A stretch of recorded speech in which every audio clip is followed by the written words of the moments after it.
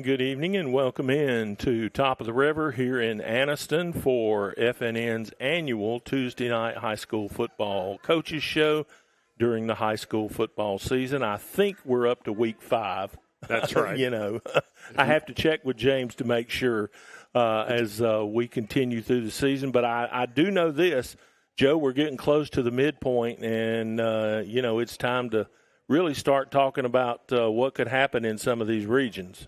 Yeah, we're at that week where a lot of these teams are playing non-region games middle of the season, so it's that time where things are starting to take shape, especially in 4A Region 6. Things are really taking shape quickly there, it seems like. And the point I want to make about week 5 is most people seem to think, well, it's a do-nothing, mean-nothing week, but with all the potential tiebreaker nonsense that could be coming up in some of these local regions that we cover, guys, you got to win these games to get those points. Absolutely. 3A Region 6, of course, when you've got 9 teams in a region, that always factors in as far as getting deep into the tiebreaker scenario like, well, they did last year when they had that 5-way tie for third and for fourth. And even without that, let's say for our game this week, for both St. Clair County and for Shelby County, it's going to be like a region game for both of those teams. They both have big region games coming up for Shelby County at Demopolis the following week, and then against Leeds for St. Clair County their following week. So this week for our game of the week for those teams, it's kind of like a dress rehearsal for some of their biggest region games of the season. No question, and especially I think for St. Clair County from a tiebreaker standpoint, because, you got to figure Moody's a lock at 1. It's either going to be Leeds or Jacksonville in 2, and if it comes down to those two, Jacksonville's got the edge because of the big upset this past Friday night, and we'll talk to Coach Sullivan about that here in just a little bit. But, so you plug one of those two into 2 and 3, that means everybody left is fighting for 4. One spot left for, 3 or 4 teams that have that playoff aspirations.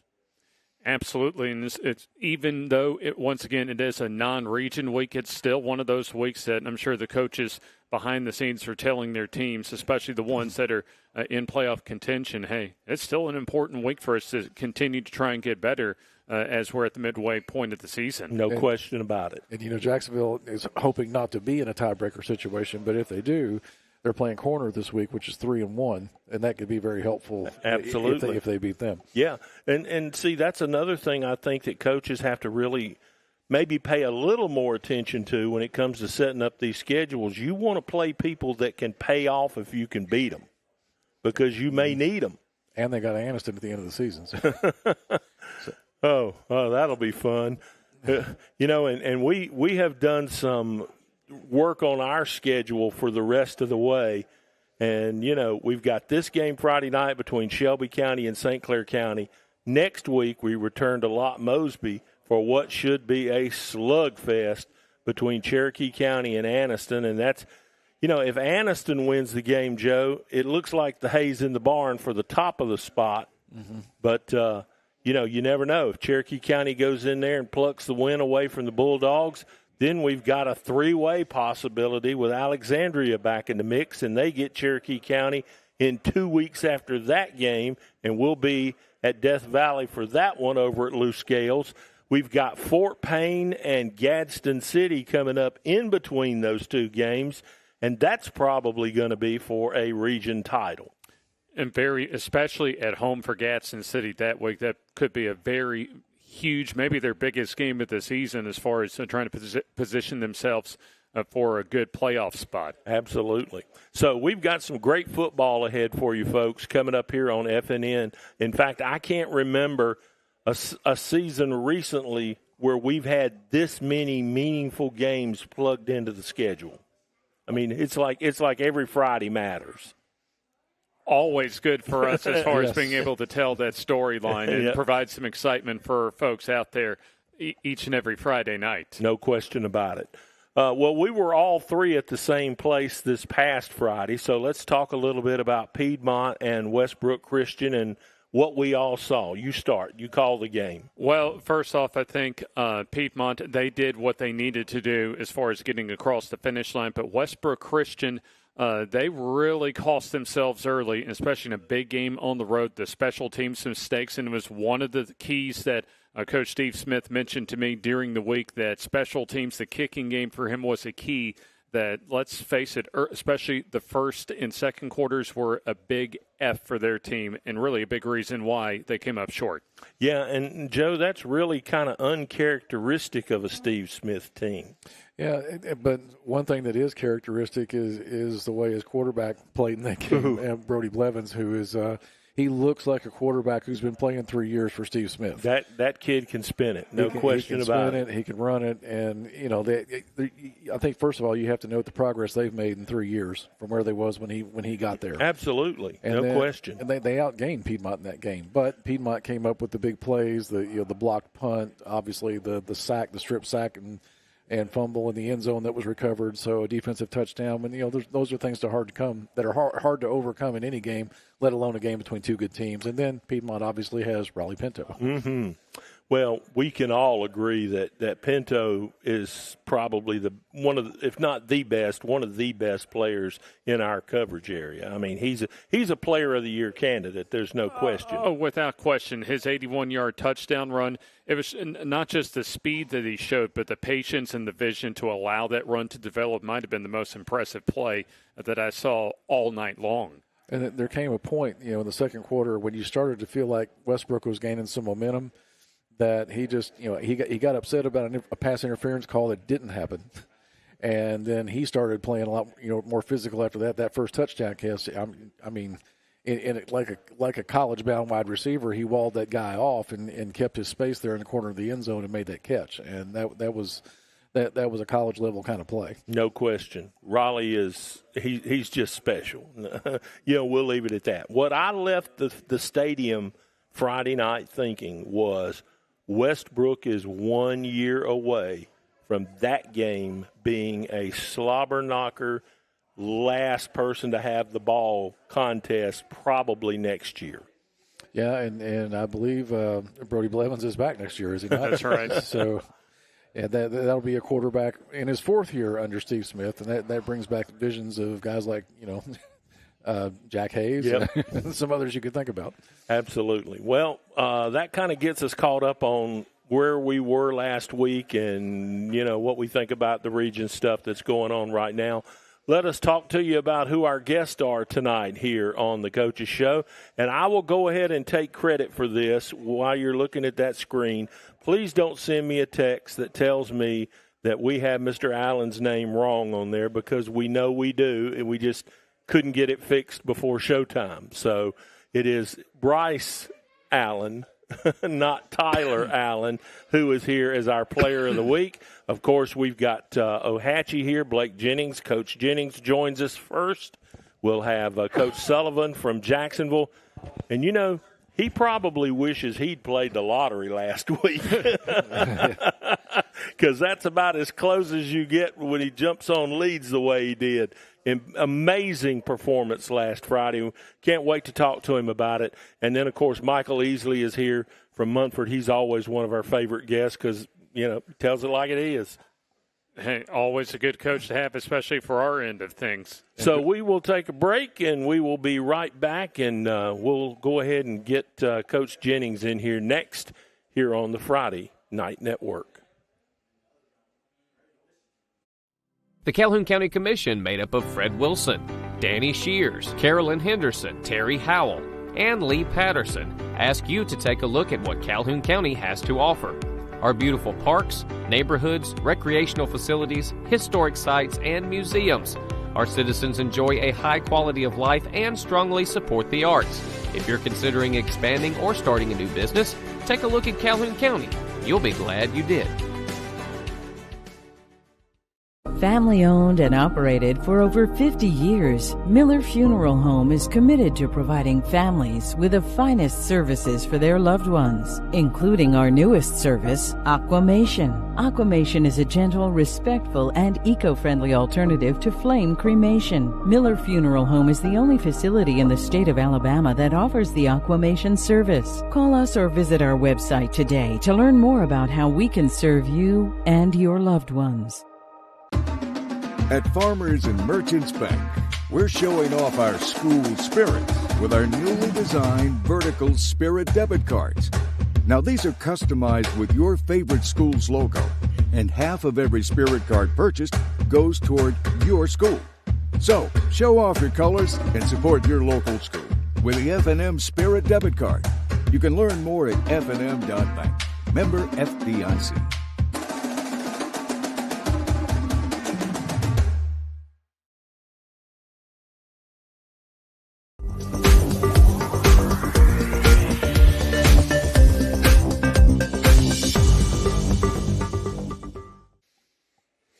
Welcome back to Top of the River here in Anniston, Tuesday Night Coaches Show on the Friday Night Network. Did you swallow that bug? I think I did. Okay, good deal. All right, we're ready to roll with Ohatchee here in our first segment. Coach Blake Jennings joins us here at the table. And, Coach, kind of got the feel of being back home yet? Yes, sir, absolutely. I've told that to people when I walked in the door first day, back into that field house. It just felt normal. It did. You spend so much time out there, 12 years, and it's pretty easy to get back into the groove of what you're doing every day. And how did it feel to get that first win as the head coach of Ohatchee? And it felt great. It was a good night for us. The kids have been working so hard, and we really feel like as a coaching staff, we're probably 4 to 5 plays away in the first 2 games from us really being 3-2. Because Piedmont handled us, and J.B. Pennington really kind of did too. It was a close ball game. Going into the fourth, that one was still 21-6. Just in first couple of games, we really showed our youth, really showed our inexperience. And then we win this past week. But it did feel good to get that win. And kids just keep doing everything we ask them to do every day. And that's what we've talked about is consistency, and being consistent in what we do every day. Blake, how do you as a coach, when things don't start off the way you want them to, which is obviously what happened to you guys this year, how as a coach do you keep the team headed in the right direction with that focus and culture? And that's it. We every day we do everything exactly the same. At 12:30 we start in the weight room, and then we get our film time, and then we go to practice. And you just keep doing the same stuff over and over. And that's what we told the kids. Consistency looks like nothing's happening until everything changes. And we've talked about that as a group, and we've got a young team, so they've just got to keep coming in and putting in the time every single day, putting in the work that they put in the weight room and at practice, and just keep giving us that, and it'll eventually get there. And what are you seeing in terms of establishing what you want to establish there, maybe behind the scenes that doesn't show up in wins and losses yet? You see the kids, the discipline, and doing the things that, as coaches, look somebody in the eye when they're talking to you. That's a big thing to me. If a coach is talking, even if they're in class, we talk about that. You need to look them in the eye. You need to respect who you're talking to. That's one of the things. And some of the small things, is I see kids every day right now walking past, they pick up a piece of trash and they throw it away. Just taking care of the small little details every single day will take you a long ways. And that's, if we can control the small things, that's always going to take care of the big things. And we tell that to the kids all the time. So, that's one thing with them, and just seeing that. And they all, at the end of the day, this older group of kids, these juniors and seniors, remember me when they were 7th and 8th graders, maybe even 9th graders if they were playing at that time, and what I was about. So that has been kind of an easy transition, much easier than my first job as a head coach, because none of those kids at White Plains knew me at the time. This has been very easy because those kids have fell right in line. You got people like Gus, you got people like Quinn that are with me tonight that knew who I was and what we stood for as coaches. And it's been pretty simple. It really has, and that just goes the credit to the kids. What made you want to go back? It just feels like home, and that's who hired me. 2011, Miss Kynes hired me at Ohatchee, and you spent a lot of years out there, and you learned a ton about who you were. Like, yeah, we all go to high school, we do all these things, but I grew up as a man between that. When I got my first job, time I'm 23 to I'm 30 years old, like I did a lot of growing up. and had a lot of people that I was able to learn under at Ohatchee during that time. Under Coach Martin, he did a good job. And, we had my principal, Bobby Tittle. Just learned under a lot of people, and it's a good place. It's a special place. The people love being there. I've got a ton of family from there. My dad, Coach T, that's all what the boys call him. He helped me coach baseball there for a long time. He's from Ohatchee. I got other family that's from there. And so it's a pretty easy choice when the job came open that one of the hardest conversations was with Coach Randall and telling Coach Randall, because, man, I love that guy to death, but it was a no-brainer. I remember going home and telling him. Don't make his head any bigger than it is. I know it. That's right. But I just remember telling my wife the night Chris told me that he was leaving, I was like, I want to try to get that job. Like, I want to go back, and I hope I'm here for 20 years. I've got a little boy at home who's 2 years old, and I hope he's watching it right now. One of the greatest things is in the morning right now, he'll wake up and he'll say, "Dad, feetball." That's what he calls it, football. He wants me to turn on the TV because he loves watching football with me. But I want to see him. I just open here for a long time, and I want to see him play football on that field. That's what excites me about the place.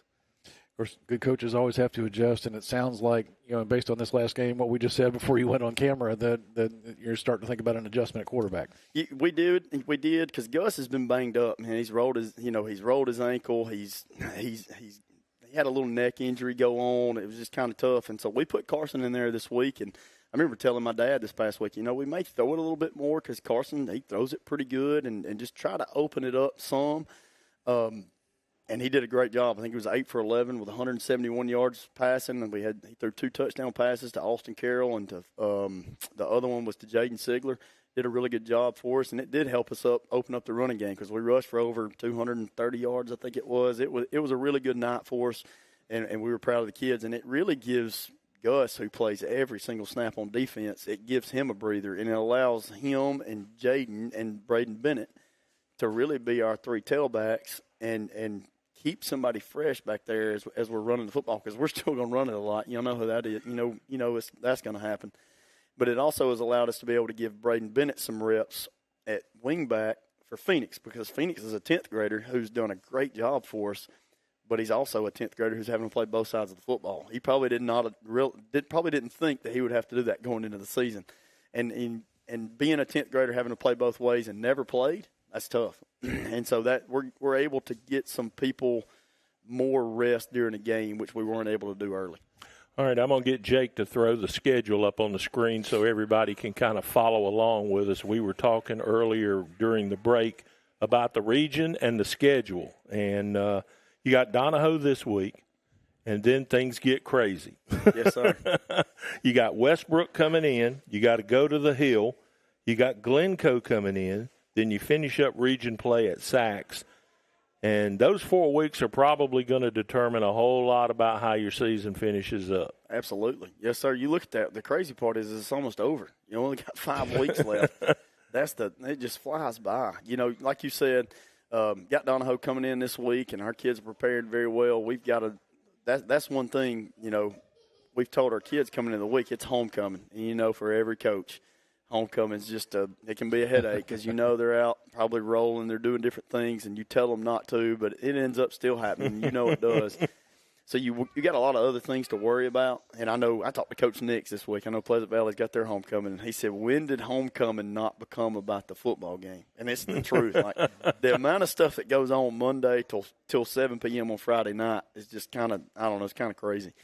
But then the rest of those region games, be some tough games right there coming up. And you got to win them, Blake. Got to win them. You haven't really done anything during the season that would help you much in a tiebreaker situation. Right. Yeah. So, you're going to have to beat these teams to get in. Yes, sir. That's right. And just keep going. And like we said earlier, be consistent in what we do and show up and play the games. Do you feel like that you're making the kind of progress that's going to set you up to maybe win 2 or 3 of those games? Absolutely. Yes, sir. There is no doubt in my mind. Like I said, we're 4 to 5 plays, I'm telling you, from being 3-2 right now instead of being 1-4. That's the difference in our season. But then it also shows you our youth, because 2 guys returning that started on both sides of the ball, and then Quinn's here with us. He got a little bit of playing time for him, but he's playing tackle for us last year, and he wore number 11.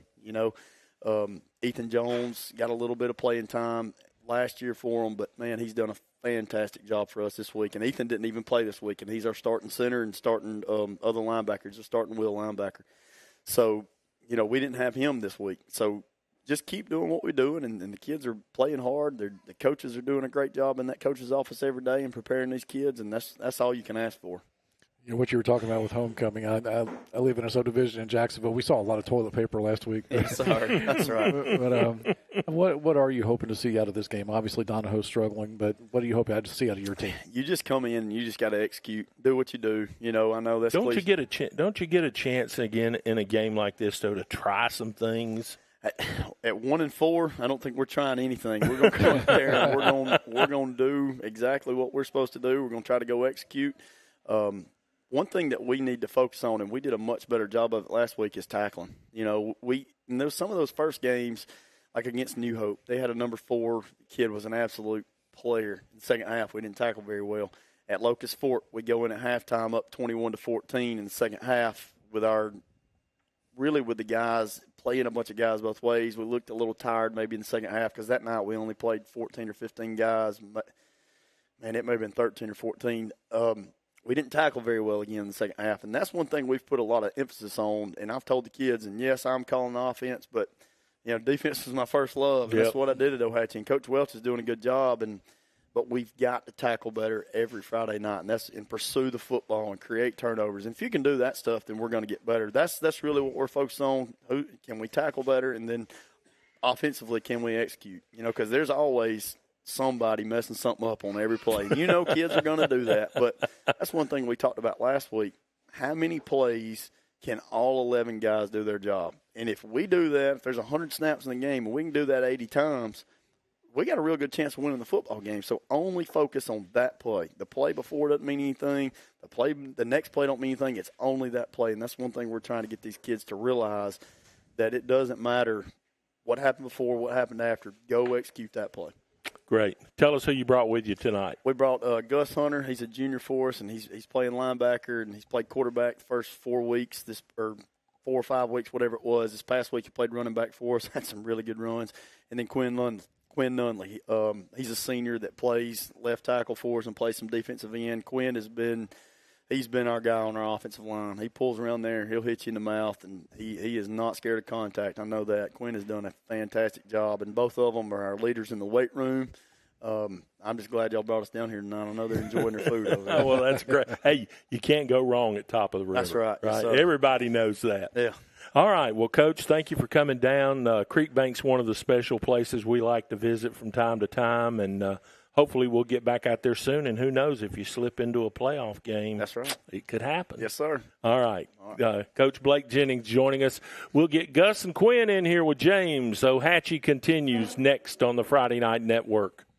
Your neighborhood Grub Mart is your one-stop shop for everything you need when you're on the go. Grub Mart features the best prices on Coke and Pepsi products and is the home to the 99-cent bag of ice every day. And Grub Mart is your exclusive home for the popcorn bucket. Purchase yours for only $5.99, then bring it for free refills throughout the year. And save every day with your Grub Mart Super Saver Card. When you're on the go, it's good to know Grub Mart has everything you need. Gas, diesel, and delicious Oleo donuts. In business over 78 years, visit your local Grub Mart today.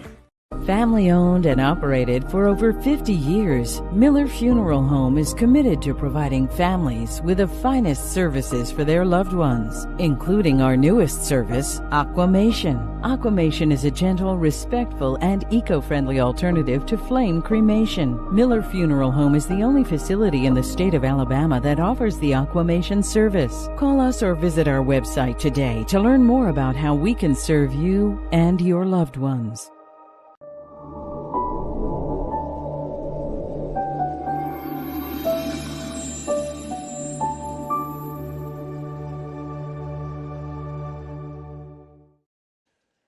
We return to Top of the River here in Anniston for our 5th edition this season of the FNN Coaches Show. James Hardy with you as we continue our look at Ohatchee as they come off of win number 1 on the season, a big region win at Weaver 21-13. And to help talk about that and more, Gus Hunter off to my left, as well as Quinn Nunley off to my right. A big thanks for both of you for joining us tonight. Of course, pleasure to be here. So, Gus, let's talk about a big win. I know a lot of transition, of course, with the program coming in as far as Coach Jennings returning, but also a tough start to the season. But I imagine with all, despite at least the losses that you'll experience coming in, still, anytime you get a victory, especially a victory on the road, it's a good week for y'all. And I imagine that's what it was this past week. Oh, absolutely. Starting 0-4, it was hard. It was rough. But, getting a win, it's gonna take a lot of I forgot what I was gonna say. We'll get back to that in a minute. Quinn, just kind of talk about at least how excited was the team after all the hard work y'all put in for those first few weeks, but come up short those first 4 games to finally get across the finish line successfully this past Friday. Oh yes, sir. We got into the locker room and we went crazy. And Quinn, I know Coach Jennings mentioned you're one that likes to hit out there on the football field, and just kind of talk about as far as how physical was the game that y'all played this past Friday? Oh, I thought I was very physical myself, and so was Weaver, but they put up really good competition, and I just got to win every play. So, Quinn, where did you develop as far as just that sense of going out there every Friday and wanting to get a good lick on someone? Well, having Coach Jennings coming back, he's really, really physical, really in the weight room, and that helps a lot. And yeah. And then, Gus, kind of talk about the chemistry of the team this year. We got a lot of younger guys, and we only got a couple seniors. Quinn's one of them. Having a couple older guys and a lot of younger guys, you can get these guys to step in and create chemistry. And all these guys have played together on JV and stuff like that. And when they can come in, just playing on JV last year and just hang out in the locker room and just be able to get on the field as a varsity team, it creates a lot of chemistry in the family. And now, Gus, you've had a lot of playing experience with Ohatchee. What are those lessons, especially by example, that you're trying to teach and pass on to the younger players? The same thing Coach Jennings is teaching: hard work in the weight room, hard work everywhere you are, and set an example for the younger guys to be able to go out there and just work hard and hit somebody in the mouth like Ohatchee football does. And then, Quinn, as a group, just how have you seen this team grow from the start of the season to now? We've grown a lot. We started 0-3, 0-4, and just rallying together to get the win, staying persistent each week is the key. And so just being good in practice, winning every play, and just staying consistent is the key. I imagine, especially the weeks that you put in that hard work where you don't come up where you don't get the win on Friday nights, I imagine probably has to be a grind at some point as far as just learning the lessons that you mentioned, especially about persevering and just grinding things through. Yes, sir. Yes, sir. And then also, as far as correct me if I'm wrong, homecoming week for y'all this week? Yes, sir. Just how's the week around campus for y'all? Oh, the energy's just been great. Just throughout the halls is decorated and whatnot, and just everyone's really excited for this coming up Friday. Y'all ready for, even though a non-region game, but still, hey, the next game is the big one on Friday night, a big homecoming game against Donahoe. How excited is the campus as far as getting to see y'all come back out on the field at the Creek Bank Friday night? Oh, it's amazing. Week by week, we have a great fan base. We have every Friday night, whether we're 0-4 or 4-0, they're out there supporting us, and it's great to have them. And they're not leaving halftime or whatever when we're down by 61 by Piedmont. So that means a lot when you have a fan base like that, and it helps us out a lot too. And just, I guess, what makes it fun playing in that type of environment, especially at home, each and every time you go out at home? That energy, man. You got the band. We have a great band. Carson Holcomb is our band director. He's one of my good buddies, and he's carrying it. We're getting chants. We're getting the cheerleaders great, and it's just a great energy to be able to be a part of. And then, Quinn, as far as from Coach Jennings, what's the message that he's given y'all as far as just the task at hand that y'all got coming back home off of a big region road win this past week? Just come to work, come ready every day. Like you said, at 12:30 we start lifting, and that's when it starts. Bring the energy and just start from there and bring it into football practice. We're about at the halfway point of the season for really all of the teams across the state of Alabama, as Ohatchee will take on Donahoe this Friday night for homecoming. As a big thanks to Gus Hunter and to Quinn Nunnally for joining us, and a good luck this Friday and the rest of the season. Yes, sir. Thank you. We still have a lot more to go here at Top of the River, as we have our Player of the Week, courtesy from our friends at Talladega Short Track, to hand out later on this evening. We still have Jacksonville and Munford to go, so let's go ahead and step aside. We'll take this time out, and more of the FNN Coaches Show coming up. Welcome to Calhoun County, Alabama, your natural attraction. We have invigorating outdoor activities, amazing cultural sites, mouth-watering food, and southern hospitality, all wrapped into one amazing vacation destination. Whether you're looking for a relaxing overnight getaway or for a one-of-a-kind escapade, Calhoun County boasts an incredible selection of outdoor recreational opportunities. Calhoun County is the natural attraction, centrally located between Atlanta and Birmingham, with plenty of fun and memories waiting to be made. Come to Calhoun County, Alabama, a natural attraction. The Calhoun County Commission, made up of Fred Wilson, Danny Shears, Carolyn Henderson, Terry Howell, and Lee Patterson, ask you to take a look at what Calhoun County has to offer. Our beautiful parks, neighborhoods, recreational facilities, historic sites, and museums. Our citizens enjoy a high quality of life and strongly support the arts. If you're considering expanding or starting a new business, take a look at Calhoun County. You'll be glad you did. Griffin Laser Engraving in Lincoln is your authorized local dealer for personalized Yeti products. Get your Yeti customized for your team, a business, or a special event. Your color, graphics, even photos. At Griffin Laser Engraving, we make it the way you want it. Order just one or hundreds, and you'll find a full line of Yeti coolers and accessories on hand, even the hard-to-find items. Nationally recognized, but right here at home in Lincoln for quality awards, trophies, powder coating, and personalized Yeti items, Griffin Laser Engraving.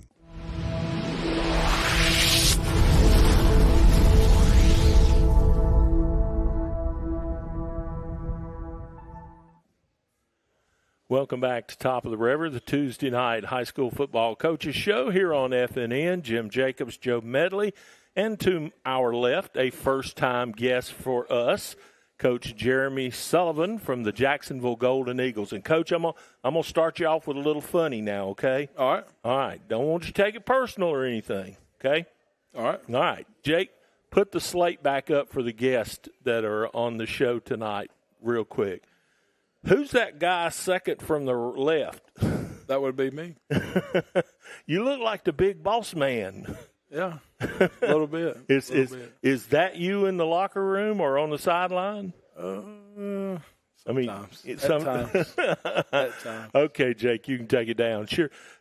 This past Friday night, that wasn't you, though. You had to smile a little, didn't you? Yeah, absolutely.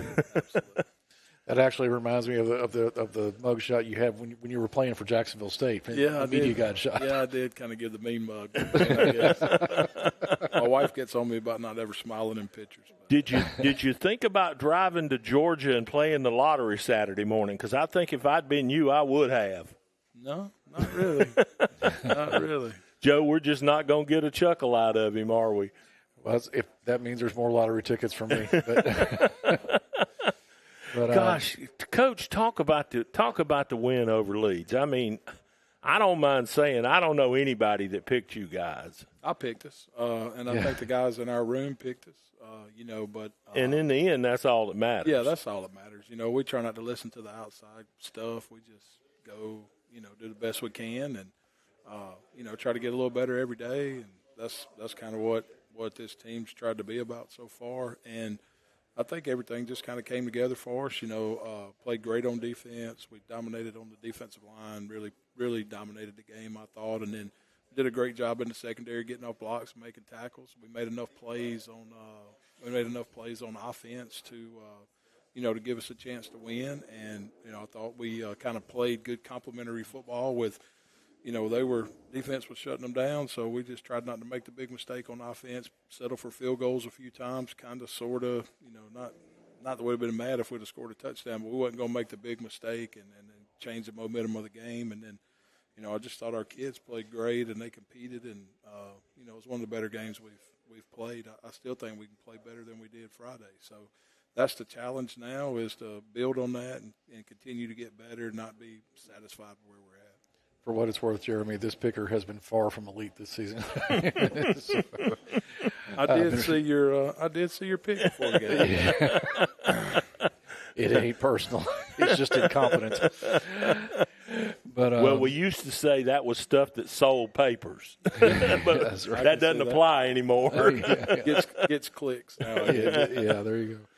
Well, just to break through and beat one of the two teams that we're seeing as the elite in the region, and to be in a position now to possibly be fighting for a home playoff game. Just what does that say about progress in year one? Well, I think it just speaks to how our kids have worked. They've bought in from the beginning. They've done a great job of listening, being coachable. They're a really hard-working group of kids. They're fun to be around. They show up to practice every day and work hard. They showed up all summer, all spring. It's been a lot of fun being around them. I've been lucky in my coaching career. I've been around some great kids, and we had great kids at Boaz, and we got great kids here at Jacksonville. And I love going to work every day. I love working with those guys.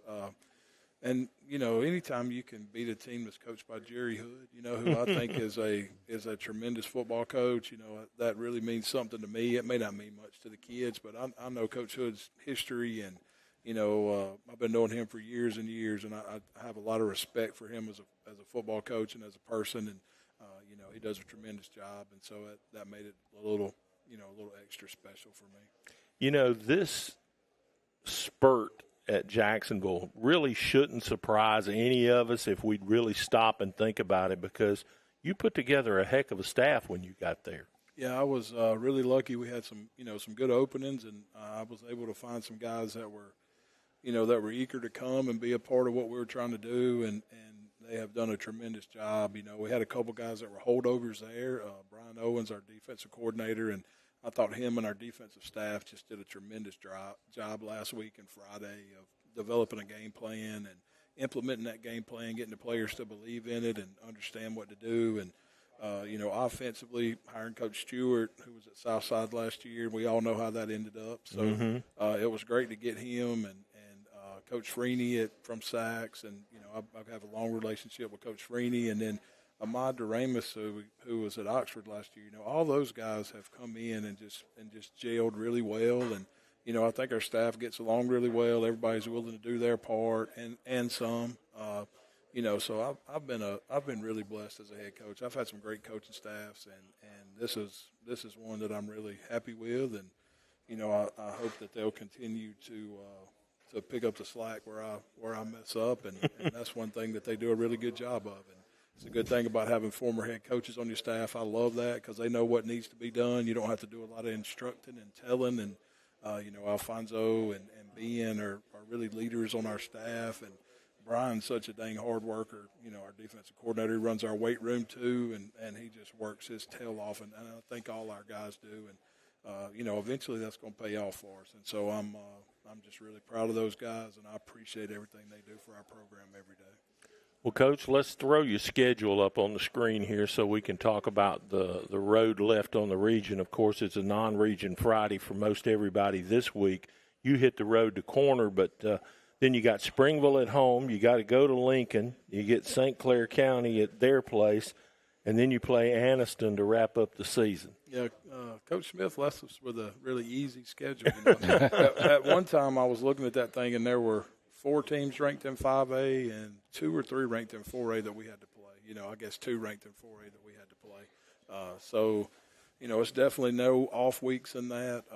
Corner is a dang good football team. They beat us at Boaz last year in the second round of the playoffs. They beat Jacksonville last year, week 5. And, Coach does a good job over there, and they got some great players. They got a really good scheme. It's really tough to prepare for. So, we got our hands full this week, and we're not looking ahead. We want to win all of them, but to win all of them, you got to win the next one. And so that's what we're focused on is Corner. And, those region games coming up, all those are good quality football teams. And, you saw that Springville Lincoln scored last week. So anybody can beat anybody any week, and we just got to concentrate on us and getting as good as we can get, so that as we roll through this second half of the season, we're prepared.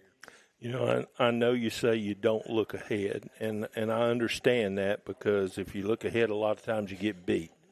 But when did it hit you that this win over Leeds could put you in a position in your first season at Jacksonville to host a playoff game in 5A? That's big. Well, it hit me about 5 minutes after we played Center Point.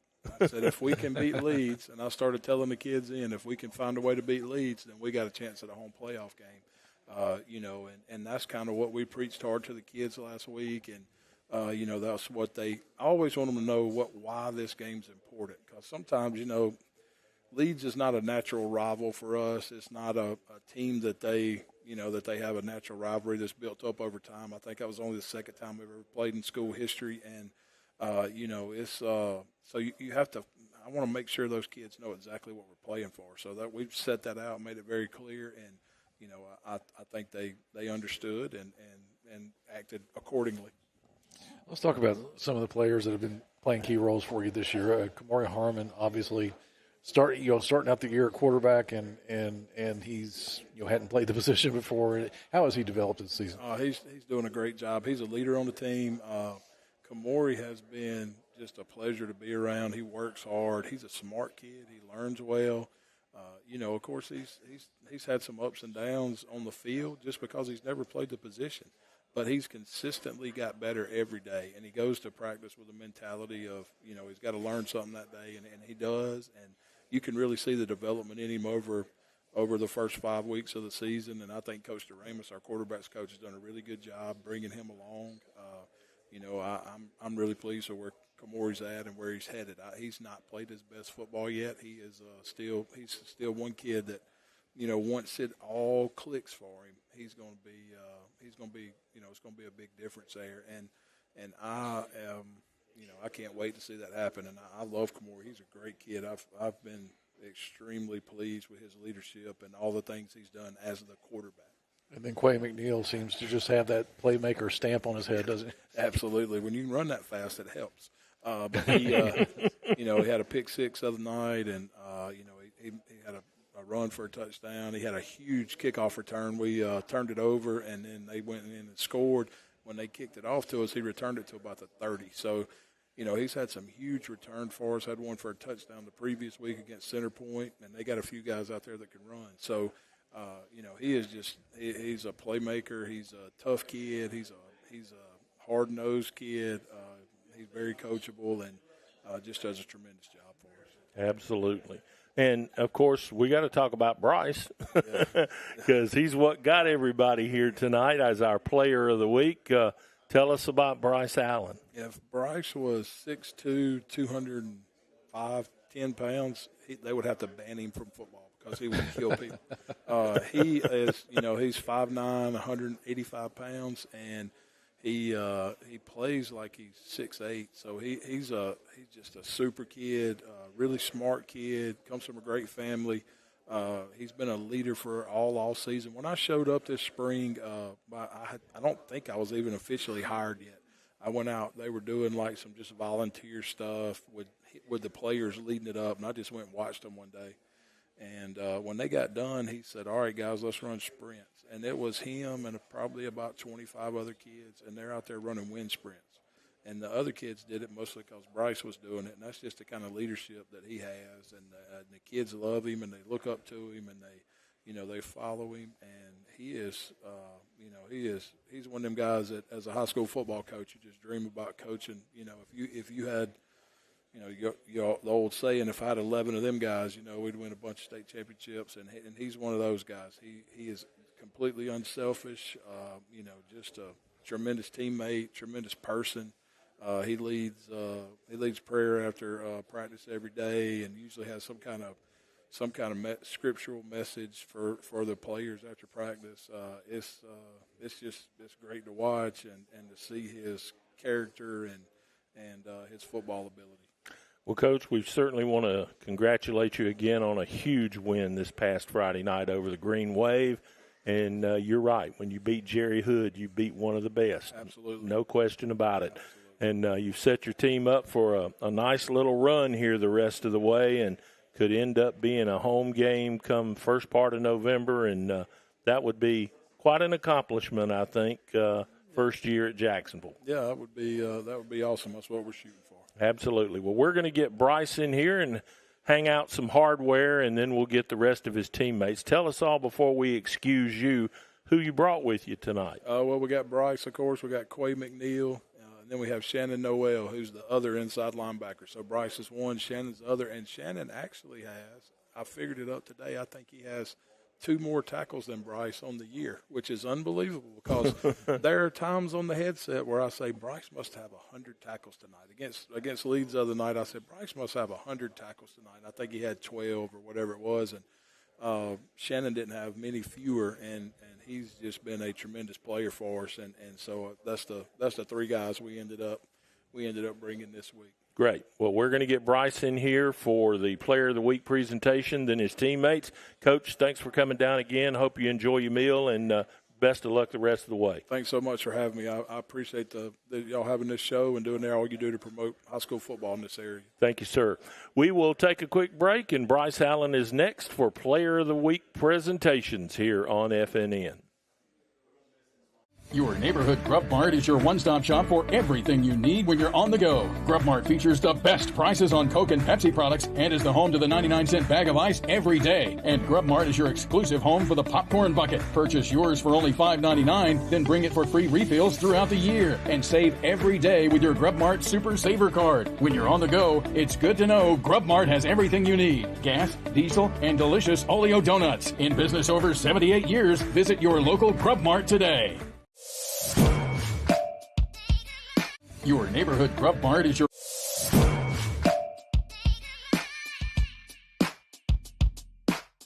Bama Sheds and Pole Barns. Locally and family owned with the best customer service. Custom built to fit your needs with free delivery and setup. Design and price online or stop by and see what we can do for you. Nobody beats our prices and nobody beats our quality. Built in Alabama, made in Alabama. BamaSheds.com.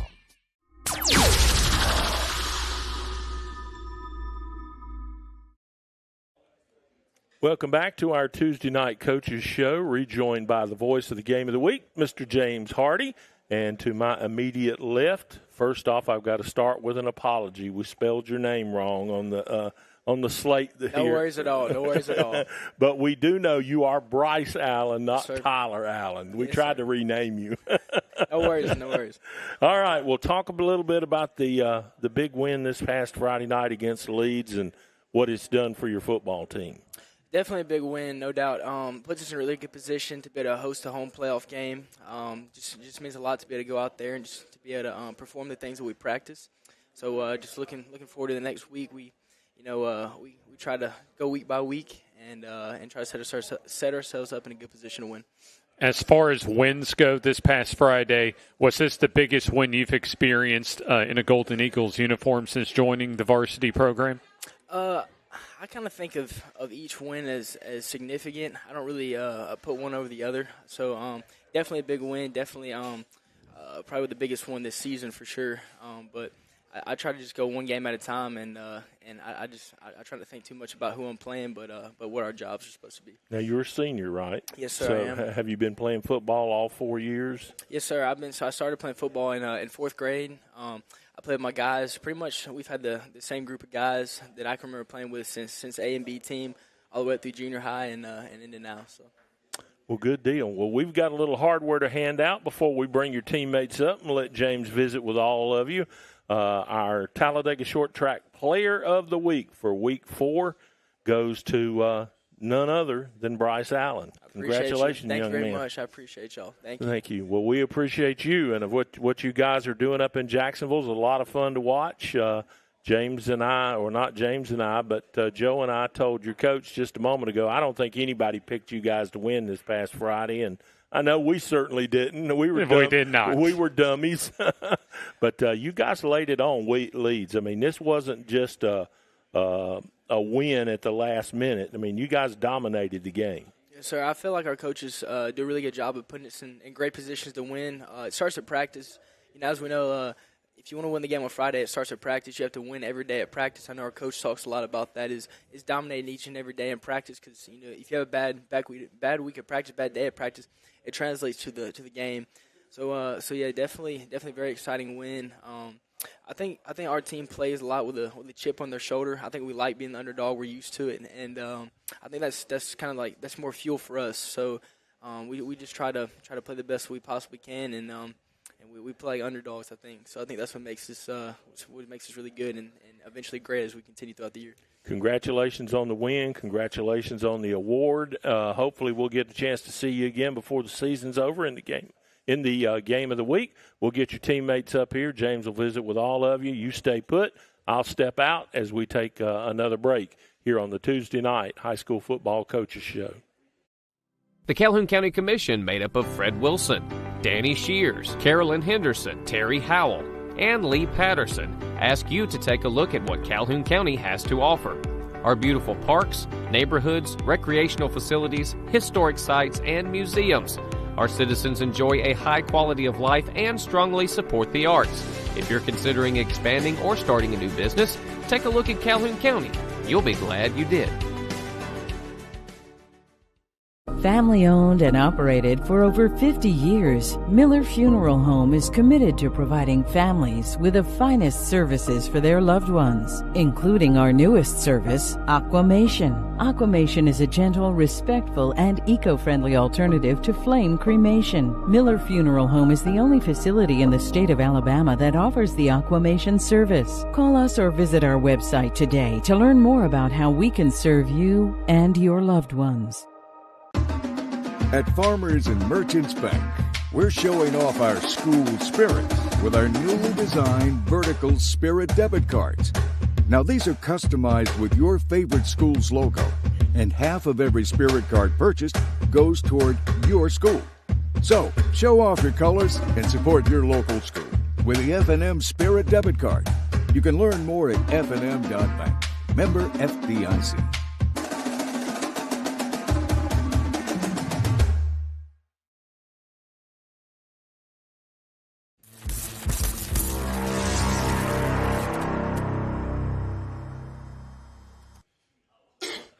We continue to spotlight the Jacksonville Golden Eagles as they come off of a huge top 10 win this past Friday night at home over Leeds. James Hardy back with you as Bryce Allen remains with us up on stage, and then also a couple of his teammates, and Shannon Noel to my immediate right, and then Quay McNeil off to my far right. Once again, a big congratulations, a huge win this past Friday. And I want to follow up with you, Bryce, with what you mentioned prior to us going to the timeout. You mentioned as far as always having those quality practices going in to game days. But I want to go back to last week. How good were the practices? Was the preparation leading up to your team's success on Friday? It was very good. Our coaches do an excellent job of breaking down film for us. So we have that just able to look at that, and I feel like we just did a really good job of executing their game plan. So it all starts with coaching. They do a fantastic job of putting us in the position that we need to win. And if we go out there and we had probably the best practices we've had all year, leading up to the game against Leeds, and we just executed their plan to the best of our ability, and they put us in great positions to win. Talk about what both Shannon and Quay bring to the table for y'all. Yeah, so these dudes are absolute studs. I love them. They're like my brothers. We go to work every single day. We go to war for each other. Shabo, actually, to my right here, he's my linebacker inside. I could not do any of the things that I do without him. And then without Quay and having him in the secondary back there, dudes are absolute animals. Shabo's actually got more tackles than me on the year right now. He's a phenomenal player. He reads the ball really well off the snap. Quay makes fantastic plays in the secondary, prevents a lot of passes. He's also been getting a lot of action in the backfield offensively, and just been one of our lead guys that just gets the ball and just is able to dominate on the line of scrimmage. Quay, how big of a win was that for y'all? Not just as far as getting the win, but the way y'all played on Friday. It was great. I'm glad we came together how we did, and we worked because we was on the bad hand, and people thought we wasn't gonna do how we did, and I'm glad we got to put on a show and work together and be great. I know something Bryce mentioned to us prior to the break, prior to getting y'all up, was the chip on the shoulder that the team has. Just kind of describe as far as the underdog mentality that y'all go out with each and every week. Yes, sir. We always had that chip on our shoulder since this summer because after the season we had, nobody had no faith in us, and we was always doubted, and we couldn't do nothing but work and grind, and it's just time to put on the show now. Let's get Shannon in here. Shannon Noel with us, and I imagine had to be just a great, a fun time out there Friday night. But I got to guess that locker room after the work y'all put in during the week and the way y'all dominated pretty much from start to finish had to be a good time in the locker room post game this past Friday. Yes, sir. We all just celebrated, and we know we deserved it, and yeah, it was just really good. But I imagine, though, still a lot of work still to be done as far as achieving the goals y'all want to get to this year. Yes, sir. We just got to keep going out there at practice and doing what we're taught to do and just keep on growing and growing. And then, Bryce, what is the message this week, especially coming off a big win, albeit not a region game this week, but still an important game coming up on the road at Corner? I think for this week, it's just to not get too ahead of ourselves, not to get too confident, to get too braggy, because we got a lot of work to do. Corner's a very good football team. We know that last year they ended up beating us. We started out hot. We came out 21-0. They came back at halftime and ended up winning. So it's not a team to take lightly. We don't take any team lightly. We pretty much treat every single week the exact same, and we plan to come in, do the absolute best we can, and obviously come out with a W. We often talk about as far as the lessons oftentimes and learn from a loss, but from this past Friday, Bryce, what are the lessons that you all as a team learn from a big win? I think that we learned that when we play together as a team, that great things happen. When you're not a selfish player, when you do your assignment, you do your job. Our coaches talk a lot about being selfless, that if you do your assignment, your job, and you're trusting the guy beside you, and luckily I have fantastic teammates, have a lot of talent, have a lot of skill. So I put a lot of trust in those guys beside me. I try to go and do my assignment every week the best that I can, and I trust that those guys are going to back me up on that. And then, Shannon, describe Bryce as a football player. He's always in the right place. He's just really good, and I love to have him right beside me. How would you describe yourself as a football player? Just hard-nosed, going to get to the ball every time. And I like to be, in the right place at the right time. And then let's get Quay back in. Quay, talk about the progress you've made as a football player this year. I came a long way because I wasn't really always on the field, but I had to work. And, last year, that's when I really got my chance to shine with Bryce. And, him being right there for me when I didn't know what to do. And it just helped me, get to my next step. And it helped me, become who I am now. And I'm glad I got to play with Bryce and create memories. And then Coach Sullivan, describe as far as from the first time y'all met him to now, just what's it like playing for him? It's great. We got a great connection. We got a bond.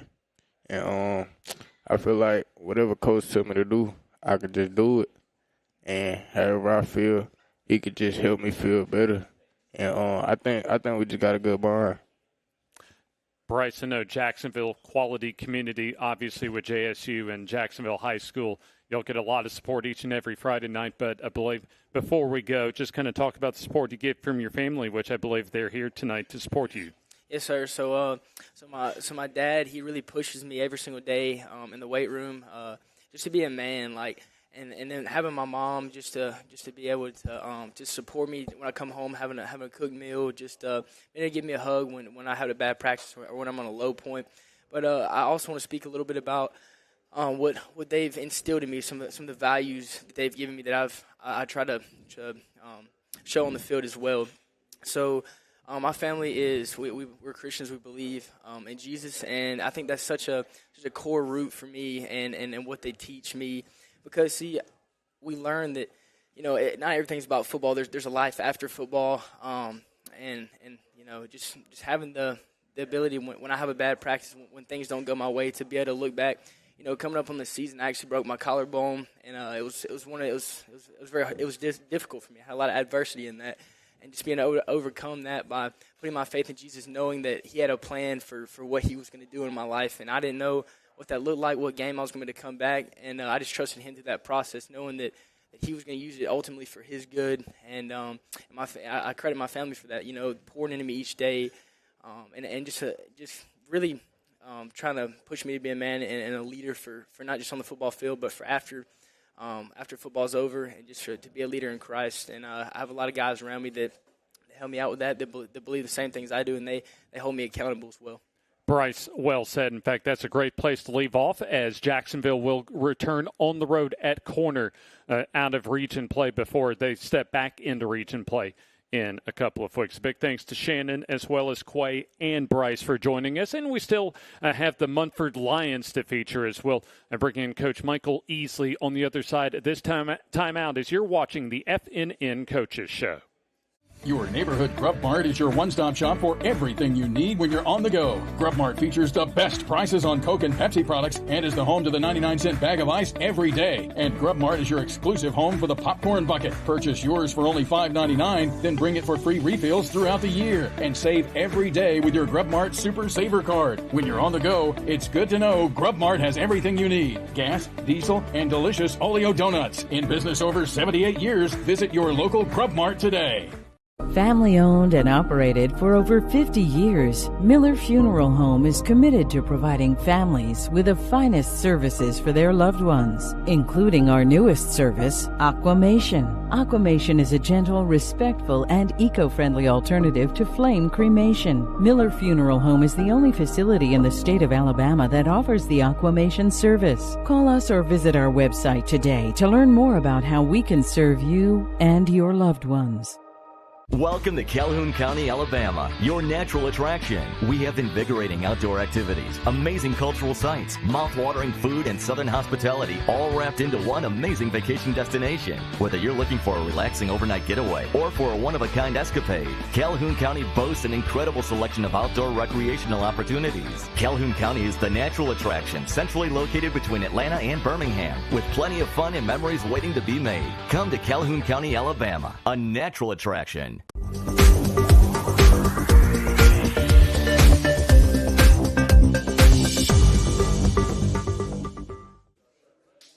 And welcome back to the Top of the River. Jim Jacobs back at the table along with Joe Medley, who is are you the lead writer? Is that what we call you for EA Sports today? Or are you Mr. Everything? Only will suffice.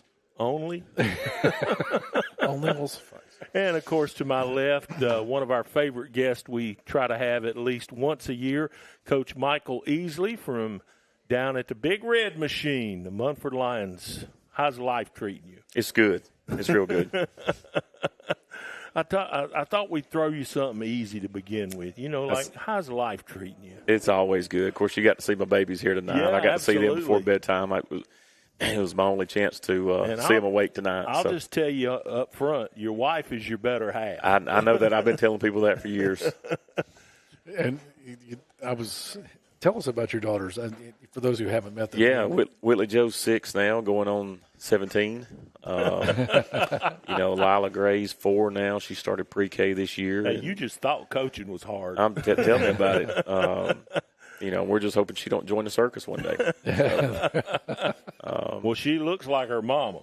Whitley Joe does. I actually ran into a couple from Heflin that I've known since I was 4 or 5 years old, and they were eating. I went in there, and she said, "I get to see your babies all the time now. Every time I go up to the school, I see your babies now." But I was talking to them, and they said, "Yeah." They said, she looks just like her mama. And I said, "Well, praise the Lord." Let's talk about what's going on with Munford football. What is going on with Munford football? Well, we're working. I can tell you that. We're in a stretch, and I've told my kids a lot the last couple of weeks. We're in a really tough stretch right now of teams that are, 4A South is very unforgiving. Tons of speed, tons of size and athleticism.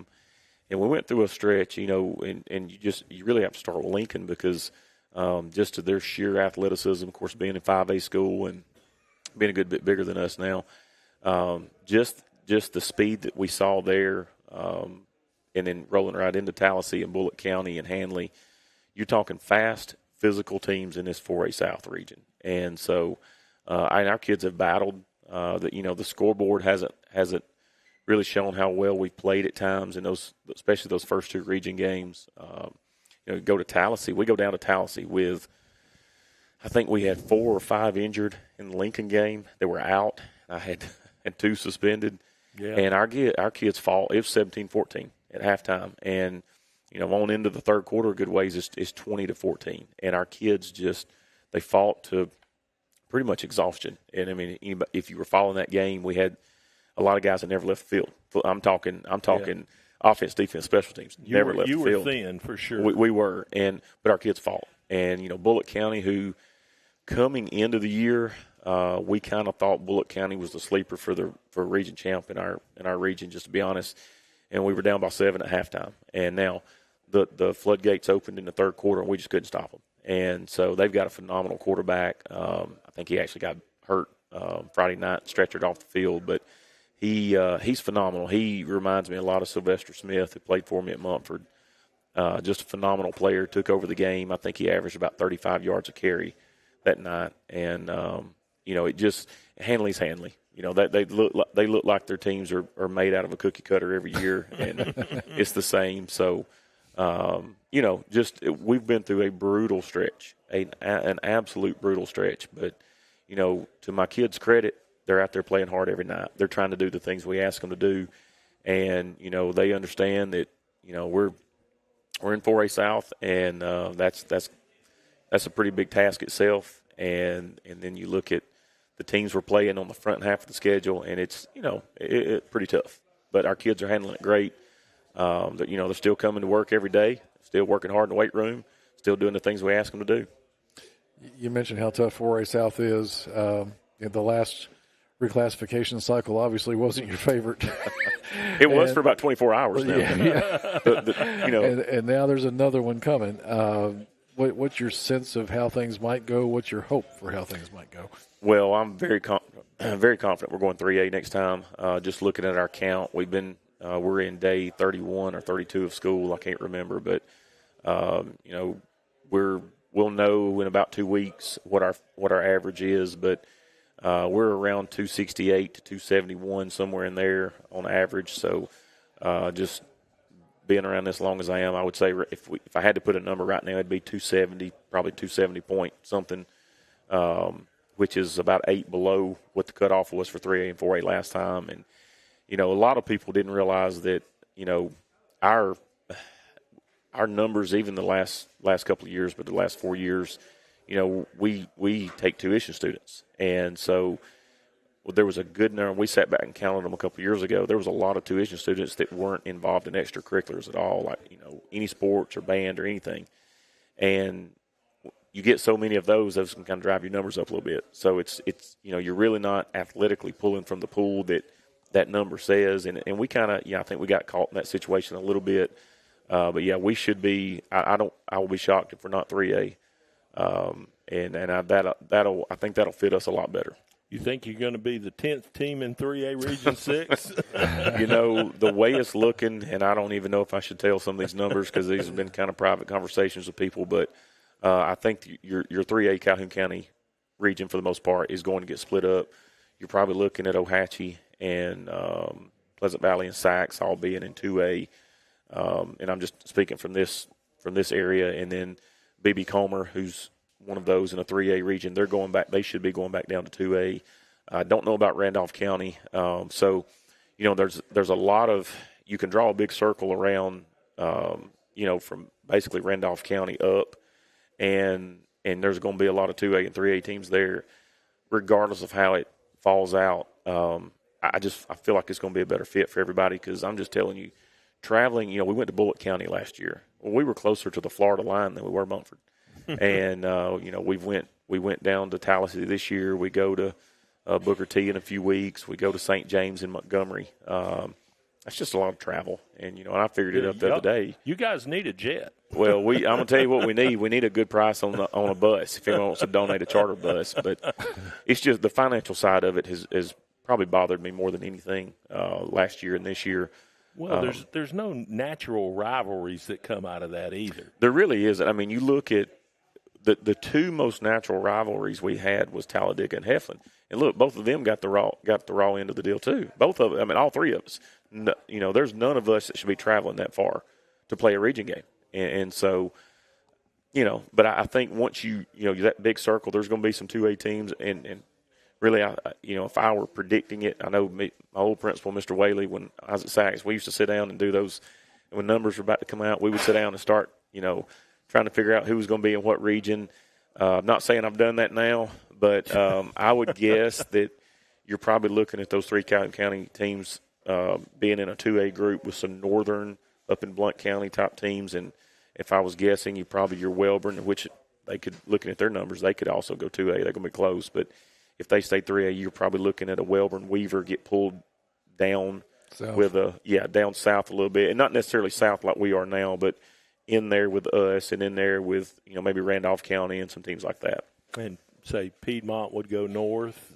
I would think so. Yeah. I would think, I think Westbrook, Piedmont, Glencoe, those teams, and then they go in there and catch some of those 3A North, teams a little bit. But, you never know, because when they start drawing that map, if you've ever looked at it, it usually looks like a snake because they always start in Mobile. Yeah. They really do with Region 1. They start in Mobile and they, shoot that thing out and it hits the nearest 6, 7, or 8 or whatever they do, and then they just kind of keep going. So I do think it's going to be good. It's going to be a good fit for us, just from that's where we are numbers wise in the school. So. And then I've heard like a real high percentage of the 4A teams are like in the upper half of the state. Is that right? Yeah, it's weird, because we don't know.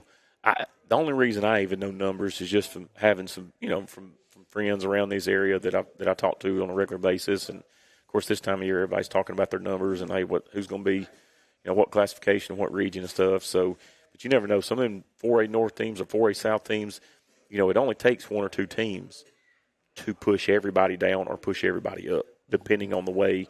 Yeah, you found that out the hard way. I found that out the real hard way. So you just never know. And you got those teams that are out there, kind of the Tuscaloosa side of the state. Well, are they going to get pulled south? Or are they going to get pulled north? And you just never know. So, like I said,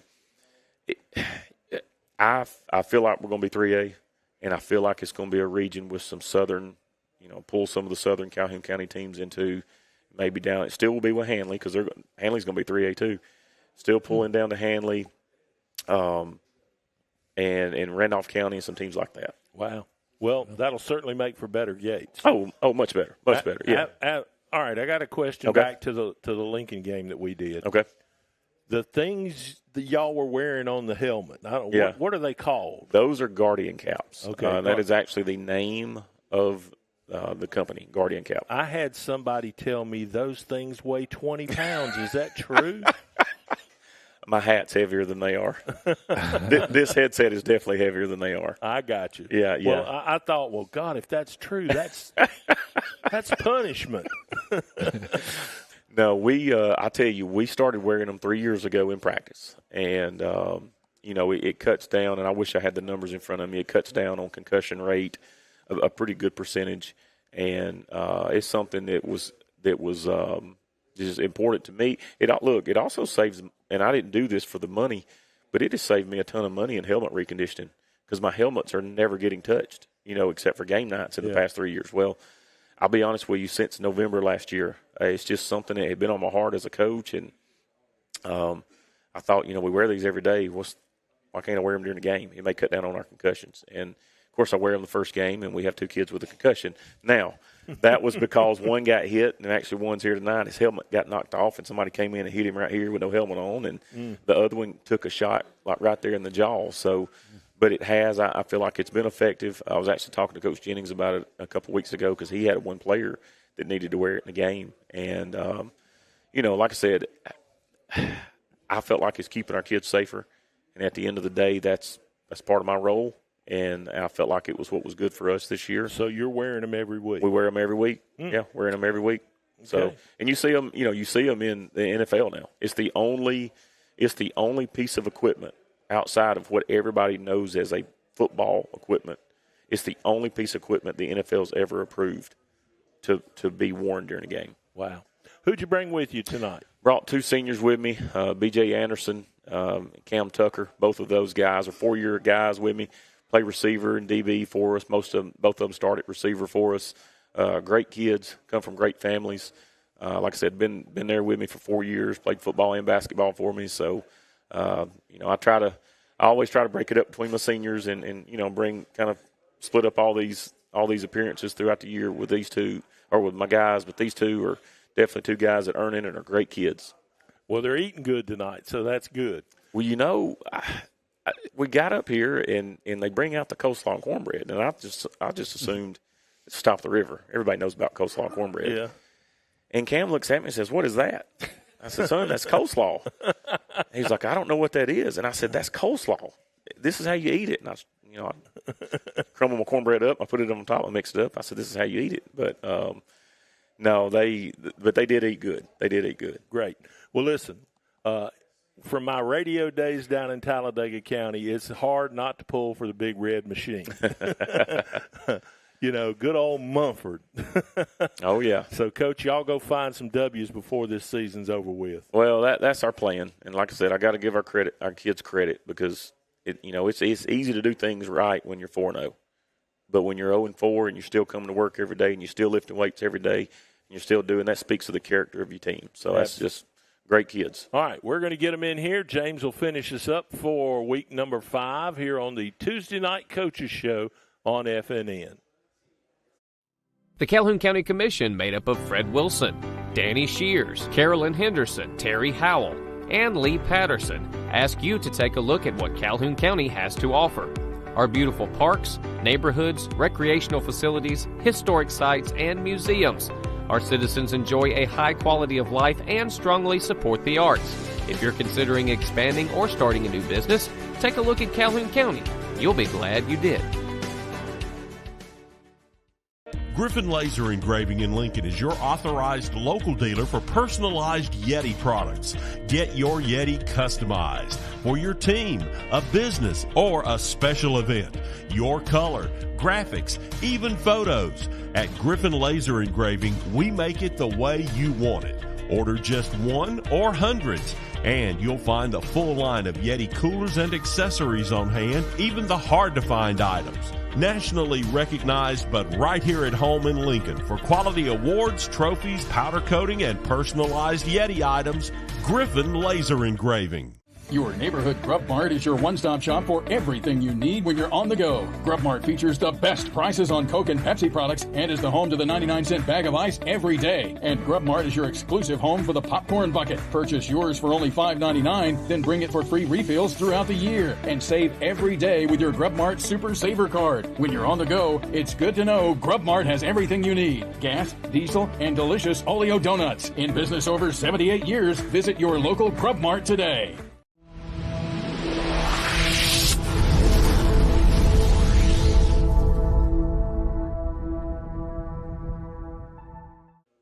Coming down the home stretch of tonight's edition of the FNN Coaches Show, James Hardy with you, as we certainly would like to appreciate Ohatchee as well as Jacksonville, including our Player of the Week in Bryce Allen, for joining us previously this evening. And don't forget, Friday night for us will be over in Odenville, our first ever trip to go to St. Clair County, as they'll take on Shelby County for our FNN High School football game of the week. And, of course, 6:30 for our countdown to kickoff, and 7 o'clock, as always, when Toe meets Leather. Now, for Munford, they'll be on the road at Westbrook Christian, and, of course, all across the state of Alabama this week, a non-region game, so region records won't at least be on the top line affected as far as games this week. But we have to close out the night B.J. Anderson as well as Cam Tucker with us from the Munford Lions. And a big thanks for both of you for joining us. Yes, sir. Let's start with you, B.J. I know regardless of what the win-loss record would say, just how's the season gone for you so far? It's going good. It's been a struggle with the region and all. Traveling to Tallahassee, and they're a very athletic team, really good team. Then coming to Bullitt County, they come to us. Very good. also a very good team. Well, I got to tell you, in my broadcasting past, I did a lot of those type of trips as far as Morgan Academy in Selma, going to the southern third of Alabama, and basically going all throughout there as far as even region games. I imagine just the consistent travel as far as the way that the state has laid out the region for y'all and for Talladega and for Cleburne County. It's got to take a toll at some point. Yeah, just taking that drive and having to prepare again just to play a whole game, it really takes a toll. And then, Cam, but also on the flip side, I know Coach mentioned as far as the character y'all been able to show, and it certainly comes out as far as just the adversity y'all run into really all throughout this year. Yeah, we don't really been through a lot of adversity, but the team, our character of the team, we always strive for greatness, always find the good in things and all that. So let's follow up on that. What's the good that you've seen come out of this year as far as just you and your teammates? Well, as Coach would tell us that we're a very coachable team and that we know how to play the game the right way and do everything we can to try and win. So when you talk about playing the game the right way, at least you, not only you, but the coaches, what do they look for as far as some of those elements of playing the game the right way? Just going out to practice and giving an effort, doing what you're supposed to do in the classroom and other stuff like that. And then, BJ, just talk about how you've evolved as a football player. I remember seeing you a couple of years ago, I think when we had y'all at Cleburne County, but talk about as far as you as a football player, as an individual, how your football career has evolved over the last few years. Yes, sir. Usually I was a quarterback before this year, and making that jump from quarterback to receiver it's been a little bit of a struggle, because normally I'm just throwing it now, running all the routes and trying to. So what's the biggest learning curve as far as from making that type of a transition from quarterback to wide receiver? I would have to say going in from quarterback to wide receiver, I already knew most of the plays. But sometimes you forget on throughout the game. I know both of you are not only great on the football field, but also on the basketball court as well. Start with you, BJ, as far as just some of those things you learned that can transfer really from both football to basketball and also vice versa. During basketball season, it's more of an up-paced game. Football, it's like a break in between, 2-minute breaks, warnings, and stuff like that, heat breaks. But, you start off slow on the football field, you might end up losing. That's why you gotta go at them first. And then, Cam, same question to you as far as just some of those lessons you take that you can take from football to basketball and also from basketball to football. The way I use football to translate to basketball, running on my routes, making all these cuts and stuff, it really hurts. It really helps with my agility on the court. And it's really helping me move as a fast-paced player and help me score the ball. And then, Cam, how have you improved as far as from the time you first stepped onto the football field with Munford, at least at the varsity level up to now? Yeah, my ninth grade year was a real struggle. Practice was really hard for me, going against Sylvester and all that. But, now as my senior year, I really showed a lot of progress and really doing my part for the team. I know Sylvester, at least in recent years for Munford, a celebrated athlete as far as just what he did, at least at the high school level in our area, but also taking his talents to the SEC. Just how special was Sylvester as an athlete? And Sylvester is a great guy. He taught me a lot as a freshman. He came back in the springtime. He told me I needed to be a leader, and he said that I really gained the ability to step up and be a real playmaker for Munford. What made him a special playmaker? He was just flying around, doing what he's supposed to do, being in the right places at the right time, making a lot of plays, and that was good. And then let's throw that to you as well, BJ, as far as just how great was Sylvester as far as a teammate, but also as an athlete. He was a very good athlete. I played football and basketball with him. Fun to be around. On the football field, once you get hit by him, you know who hit you. He was one of those people that really loved the game and played it the way it's supposed to be played. How would you describe yourself as a football player? I would describe myself as a player that can contribute in ways that maybe someone else can't contribute. Therefore, we all play our part on the team. Interesting. So I know, once again, both of y'all football and basketball players. As far as what's, at least of the football and basketball, what would you say is your favorite sport to play? I like both of them very well, but I'm more of a baseball guy. Okay. I guess what are the things you like about baseball the most, playing baseball the most? Just being out on the field with the people, it's just the environment. It's a great environment to be around. But I got to imagine, especially even for us doing televising games on Friday night, there's just something special, especially this time of the year, to the communities we go to, as far as when the lights turn on and toe meets leather on a Friday night. Just what's special for someone like you and Cam, as far as being able to go out there and be able to participate out on the football field each and every Friday night as a player? I would say the special thing is for me going out to play with the people I like the most. I don't really got close with a lot of people. Talk about Cam as a football player. Cam, he's a very athletic person. He's very quick too. You got to stay in front of him to keep him contained. All right, talk about BJ as a football player. See, BJ one of them people. You really place the ball anywhere, he gonna go up and get it. Like, he one of them high jumping people, and practice is really hard guarding BJ. It's really hard guarding BJ. So between the football field and the basketball court, what do you think? Which is the sport that you think you're best at? I'm good at both, though. I'd probably say football. Okay. Any reason why? I feel like football is really I've been playing that for very much my whole life, and I ain't really played basketball until like my 8th grade year, and I just got good at it. So kind of talk about what got you out onto the football field to begin with. Well, my brother really pushed me to get on the football field with him, and I felt like he had a really big impact on my football career too. What did you learn from your brother that's helped you out as being a good football player yourself? He just taught me how to be tough. You're going to get hit. Might as well just take it. Especially around here with some of the teams y'all face. Probably most of the teams across the state, I imagine they can hit pretty hard. Oh, yeah. So talk about this week as far as just the preparation coming in against Westbrook Christian. Another team we actually just saw at Piedmont on Friday. Pretty good squad, I imagine. Yeah, they're very good. And, this week we've been really working hard in the weight room, going through all the plays and walk through.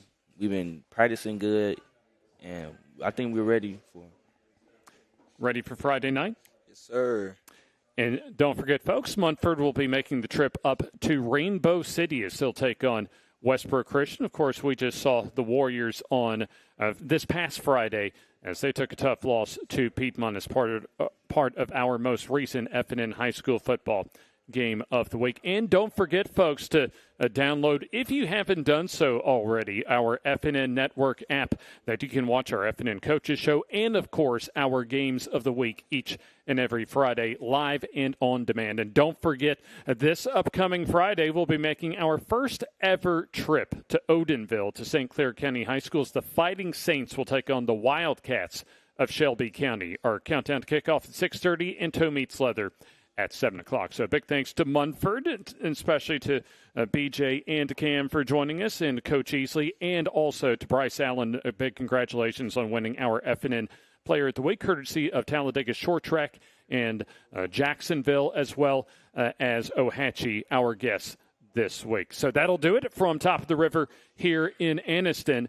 As for Jim Jacobs, as well as Joe Medley and our FNN crew, James Hardy wishing you a good Tuesday evening as you have been watching the FNN Coaches Show from Top of the River.